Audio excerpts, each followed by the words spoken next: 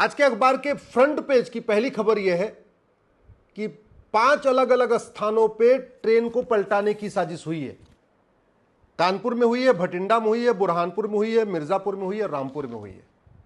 दूसरी खबर यह है, मथुरा में शिक्षा का लालच देके, अच्छे स्कूल में एडमिशन का लालच देके और विदेश में नौकरी का लालच देके धर्मांतरण कराया गया। तीसरी खबर यह है, नेपाल में डंकी रूट, जहां से डंकी मतलब अपने खच्चर वगैरह आते जाते हैं भारत में, उस रूट से घुसपैठ अंदर हुई है। चौथी खबर यह है, नेपाल के बॉर्डर में मदरसों में 2500 जिहादी तैयार हो रहे हैं। और पांचवी खबर यह है कि एक कन्वर्टेड हिंदू ने हिंदू नाम से 5 आधार बनवा लिया है। मैं बार बार कह रहा हूं, हम जिस गति से विकास कर रहे हैं उससे 10 गुने स्पीड से हम विनाश की तरफ जा रहे हैं। 10 गुने स्पीड से, जिस स्पीड से हम हाईवे बना रहे हैं, एयरपोर्ट बना रहे हैं, बुलेट ट्रेन बना रहे हैं, रेलवे बना रहे हैं, उससे 10 गुनी स्पीड से हम बर्बादी की तरफ भी जा रहे हैं। हमने वो जो कुछ नहीं सोचा था वो सब कुछ होगा अगर हमने नियम कानूनों को नहीं बदला। भारत की समस्याओं का मूल कारण है न शिक्षा में संस्कार है, न कानून का खौफ है। भारत में मदरसे चल रहे हैं, वो भारत की संस्कृति को नहीं बढ़ा रहे हैं, वो केवल भारत के खिलाफ जहर घोल रहे हैं। बार बार ट्रेन पलट रही है, ट्रेन पे पत्थर रखा जा रहा है क्योंकि कानून का खौफ नहीं है। आज तक जिन लोगों ने ट्रेन की पटरियों पे लोहे का टुकड़ा रखा, न उनके ऊपर एनएसए लगा, न उनके ऊपर यूएपीए लगा, न उनकी 100% संपत्ति जब्त हुई, न उसमें किसी को आजीवन कारावास हुआ, न किसी की नागरिकता खत्म हुई।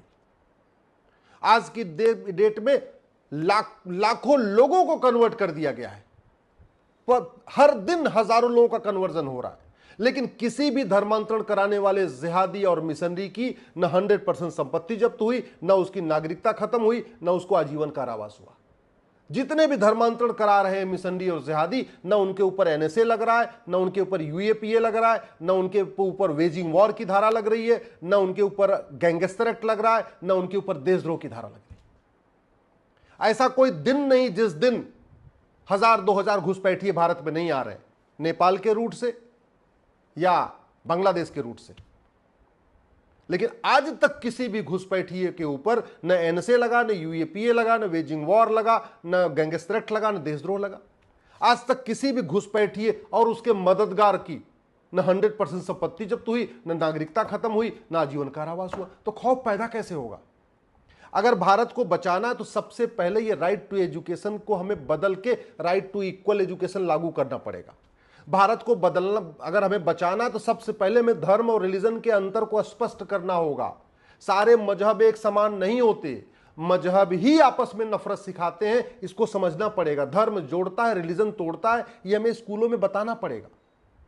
दुर्भाग्यवश भारत के संविधान की शपथ लेने वाले माननीय सांसदों, विधायकों, मंत्रियों और इवन हाई कोर्ट और सुप्रीम कोर्ट के जजों को भी धर्म और रिलीजन का अंतर नहीं पता। मेरी पीआईएल चल रही धर्म और रिलीजन के ऊपर, उसमें मैंने 20 अंतर बताया, धर्म और रिलीजन में अंतर।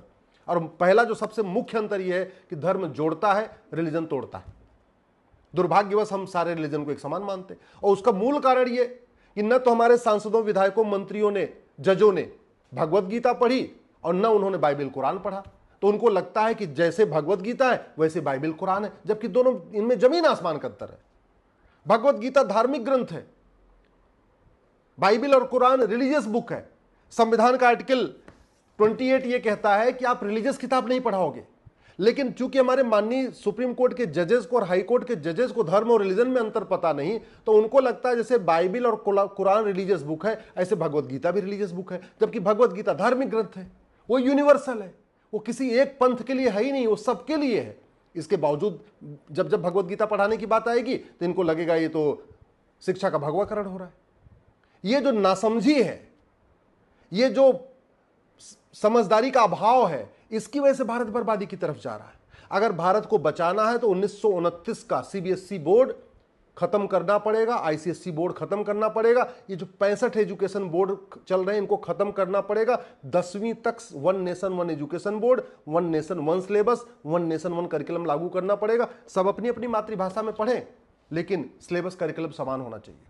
न मदरसा, न गुरुकुल, न मिशनरी स्कूल, कुछ नहीं, सभी स्कूलों में सिलेबस कॉमन होना चाहिए, करिकुलम कॉमन होना चाहिए। 10वीं तक सब लोग एक समान शिक्षा ले लें, उसके बाद जिसको जो पढ़ना है पढ़े, जिसको भगवत गीता पढ़ना है भगवत गीता पढ़े, जिसको मौलवी बनना है मौलवी बने, जिसको पुजारी बनना है पुजारी बने, जो बनना है, लेकिन 10वीं तक 16 साल तक सबकी शिक्षा समान होनी चाहिए, तब भारत एक भारत श्रेष्ठ भारत बन पाएगा। और दूसरा, जब तक कानून का खौफ नहीं होगा, कानून का खौफ इसलिए नहीं है कि हमने अमेरिका का फेडरल पिनल कोड को कभी देखा ही नहीं और इसको भारत में लागू करने की कोशिश नहीं किया। ये जो भारतीय न्याय संहिता बनी है ना, ये ठीक है, पहले से बेटर है, लेकिन ये अमेरिका के फेडरल पिनल कोड के टक्कर की नहीं है। ये जो हम 50 कानूनों का मकर जाल लेके चल रहे हैं, इसको हमें बदलना पड़ेगा।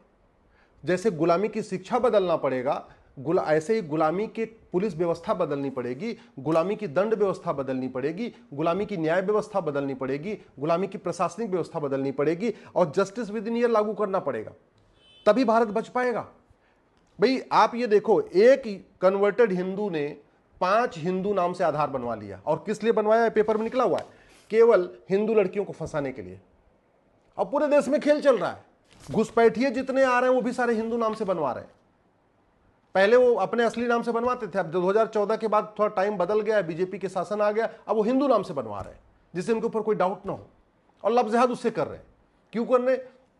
क्योंकि फर्जी आधार बनाना और फर्जी आधार बनवाना गंभीर अपराध नहीं है। ये घुसपैठिए हिंदू नाम से ड्राइविंग लाइसेंस बनवा रहे हैं, क्योंकि फर्जी आधार बनाना और फर्जी ड्राइविंग लाइसेंस बनवाना गंभीर अपराध नहीं। फर्जी राशन कार्ड बनाना और बनवाना गंभीर अपराध नहीं। फर्जी बर्थ सर्टिफिकेट बनाना और बनवाना गंभीर अपराध नहीं।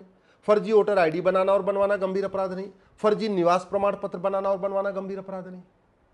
कानून नहीं बदलेंगे, फर्जी आधार बनते रहेंगे। भारत के लोग गद्दारी कर रहे हैं देश के साथ 2-2 हजार रुपए में। उनको 2,000 रुपए मिल जाए, उसके बाद वो ये आंख बंद करके आधार बना रहे हैं, आंख बंद करके राशन कार्ड बनवा रहे हैं, आंख बंद करके ड्राइविंग लाइसेंस बना रहे हैं। वो घुसपैठिया हो, रोहिंग्या हो, बांग्लादेशी, कोई फर्क नहीं पड़ता। इसलिए भ्रष्टाचार को पहले देशद्रोह घोषित करना पड़ेगा। भ्रष्टाचार को राष्ट्र की सुरक्षा के लिए खतरा घोषित करना पड़ेगा। भ्रष्टाचार को देश की एकता अखंडता के लिए खतरा घोषित करना पड़ेगा। भ्रष्टाचार को सबसे बड़ा देशद्रोह घोषित करना पड़ेगा। ये जो घूसखोरी है और भ्रष्टाचार है, इसको हमें संगठित अपराध घोषित करना पड़ेगा। जितनी सजा बलात्कारियों को मिलती, उससे ज्यादा सजा हमें भ्रष्टाचारियों को देना पड़ेगा, अगर हम भारत को बचाना चाहते हैं। क्योंकि भारत के जितने खतरे हैं, धर्मांतरण हो रहा है कालाधन हवाला के जरिए। भाई ये कन्वर्ट कर रहे थे ना मथुरा में, एक तो एडमिशन की लालच, विदेश में नौकरी की लालच, और तीसरा पैसे की लालच। पैसा कहां से आ रहा है? जो भारत के अंदर ब्लैक मनी जनरेट हो रही, वो पैसा आ रहा है, धर्मांतरण में काम आ रहा है। जो खाड़ी देशों से हवाला के जरिए आ रहा है पैसा, वो भी धर्मांतरण में यूज हो रहा है। जो वेस्ट कंट्री से FCRA के जरिए आ रहा है, वो भी धर्मांतरण के लिए यूज हो रहा है। तो जब तक एक भी कांग्रेसी कानून भारत में है और जब तक एक भी अंग्रेजी कानून भारत में है, भारत को बचाना नामुमकिन है। मैं 100% कह रहा हूं नामुमकिन है। भारत को बचाना है तो 100% आपको अंग्रेजी कानून और कांग्रेसी कानून खत्म करने पड़ेंगे। क्यों?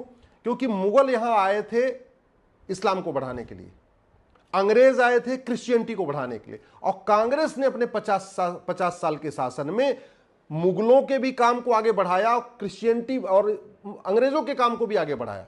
कांग्रेस ने जितने नियम कानून बनाए हैं, उसमें एक भी नियम कानून सनातन धर्म को मजबूत करने, सनातन धर्म को प्रचार प्रसार करने के लिए बनाया ही नहीं है। कांग्रेस ने जितने भी कानून बनाए हैं, या तो भ्रष्टाचार को बढ़ाने के लिए बनाए हैं, या तो लैंड जिहाद बढ़ाने के लिए बनाए हैं, या तो लव जिहाद बढ़ाने के लिए बनाए हैं, या तो उन्होंने तुष्टीकरण को बढ़ाने के लिए बढ़ाया है। जितने भी कांग्रेस ने कानून बनाया, या तो जातिवाद का जहर बढ़ाने के लिए, भाषावाद का जहर बढ़ाने के लिए, क्षेत्रवाद का जहर बढ़ाने के लिए, माओवादियों के हक में, नक्सलियों के हक में कांग्रेस ने जितने भी कानून बनाए हैं, या तो क्रिश्चियंस को फायदा पहुंचाने के लिए, या तो जिहादियों को फायदा पहुंचाने के लिए। एक भी अगर कांग्रेसी कानून छूटा, भारत नहीं बच सकता। एक भी अंग्रेजी कानून छूटा, भारत नहीं बच सकता। भारत को बचाने का एक ही तरीका है, गुलामी की शिक्षा व्यवस्था बदली जाए, गुलामी की पुलिस व्यवस्था बदली जाए, गुलामी की न्यायिक व्यवस्था बदली जाए, गुलामी की प्रशासनिक व्यवस्था बदली जाए, गुलामी की टैक्स व्यवस्था बदली जाए, गुलामी की व्यापार व्यवस्था बदली जाए, जनसंख्या नियंत्रण के लिए कठोर कानून बने, धर्मांतरण नियंत्रण के लिए कठोर कानून बने, घुसपैठ नियंत्रण के लिए कठोर कानून बने, घुसपैठियों और धर्मांतरण कराने वालों के मददगारों के खिलाफ कठोर कानून बने। जब तक भारत में अश्लीलता नियंत्रण के लिए कठोर कानून बने, ड्रग स्मगलिंग, क्योंकि भारत को बर्बाद करने के लिए और बहुत बढ़िया आजकल तरीका है, अश्लीलता फैलाई जा रही है और ड्रग खूब फैलाई जा रही है। क्यों? क्योंकि कानून घटिया है। उपाय कानून है। मैं आपको कह रहा हूं, 200 जिलों में हिंदू खत्म हो चुके हैं। 6000 तहसील में से 1500 तहसीलों में हिंदू खत्म हो चुके हैं, 9 राज्यों में हिंदू खत्म हो चुके हैं। आपने जो कल्पना नहीं किया होगा ना, वो सब कुछ होगा अगर नियम कानून नहीं बदले। और जिन नेताओं के आप भरोसे बैठे हुए हैं, ये 15 से 20 साल के बाद आपके बच्चों को बचाने नहीं आएंगे। और आपके बच्चों के साथ वही होगा जो अभी बांग्लादेश में हो रहा है, आपके बच्चों के साथ वही हो रहा होगा जो कश्मीर में हुआ 1990 में, आपके बच्चों के साथ वही होगा जो 1947 में हुआ था सिंध कराची के लोगों के साथ। संभल जाइए, दल गुलामी छोड़ दीजिए, कठोर कानून की मांग करिए।